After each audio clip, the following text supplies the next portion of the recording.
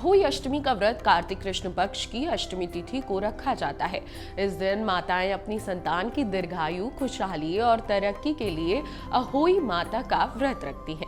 यह व्रत कठिन व्रतों में से एक होता है क्योंकि यह निर्जला रखा जाता है और रात को तारे निकलने के बाद ही तारों को अर्घ्य देने के बाद व्रत का पारण किया जाता है। इस बार अहोई अष्टमी का व्रत अक्टूबर महीने में पड़ रहा है। आइए जानते हैं व्रत की सही तिथि और पूजा मुहूर्त क्या रहेगा। सबसे पहले जान लेते हैं अहोई अष्टमी कब है। अहोई अष्टमी 24 अक्टूबर दिन गुरुवार को है। अहोई अष्टमी का दिन अहोई आठे के नाम से भी जाना जाता है। इस दिन माता अहोई के साथ साथ शाही माता की उपासना की जाती है। चलिए अब जान लेते हैं अहोई अष्टमी का शुभ मुहूर्त क्या रहने वाला है। कार्तिक कृष्ण पक्ष की अष्टमी तिथि की शुरुआत 24 अक्टूबर 1:08 पर होगी। कार्तिक कृष्ण अष्टमी तिथि का समापन 25 अक्टूबर सुबह 1:58 पर हो जाएगा। पूजा का शुभ मुहूर्त इस दिन 24 अक्टूबर शाम 5:42 से शाम 6:49 तक का रहने वाला है। तारों को देखने का समय इस दिन 6:06 से चंद्र अर्घ का समय इस दिन 24 अक्टूबर को यानी रात्रि में 11:55 का रहेगा। इसी शुभ मुहूर्त में आप चंद्र को अर्घ दें और पूजा अर्चना करें, फिर आप व्रत को खोल लें।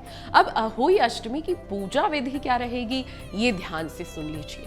अहोई अष्टमी के दिन जो माताएं अपनी संतान के लिए व्रत रखती हैं वह सूर्योदय से पहले स्नान आदि से निवृत्त होकर मंदिर जाएं और व्रत का संकल्प लें। धूप दीप अर्पित करें और फल फूल चढ़ाएं। अक्षत रोली और दूध अर्पित करें। कुछ समुदाय के लोग चांदी की अहोई बनाते हैं जिसे स्याऊ कहते हैं और इसकी पूजा कर बाद में 2 मोतियों के साथ धागे की मदद से गले में पेंडेंट के रूप में पहन लेते हैं। अहोई माता के साथ सेई का ध्यान कर माता और सेई को हलवे के साथ 7 घास का भोग अर्पित किया जाता है। पूजा के अंत में माता अहोई की आरती की जाती है। फिर तारों या चांद को करवा या कलश से अर्घ्य दिया जाता है। अब अहोई अष्टमी में आपको क्या भोग लगाना है ये भी ध्यान से सुन लीजिए। अहोई अष्टमी व्रत में आप अहोई माता का चावल की खीर, मालपुआ, गुलगुले, सिंघाड़े का फल, मूली, दूध, चावल, गेहूं के 7 दाने, मेवा, फल फूल और जलेबी से भोग लगा सकते हैं। ये बेहद ही शुभ माना जाता है।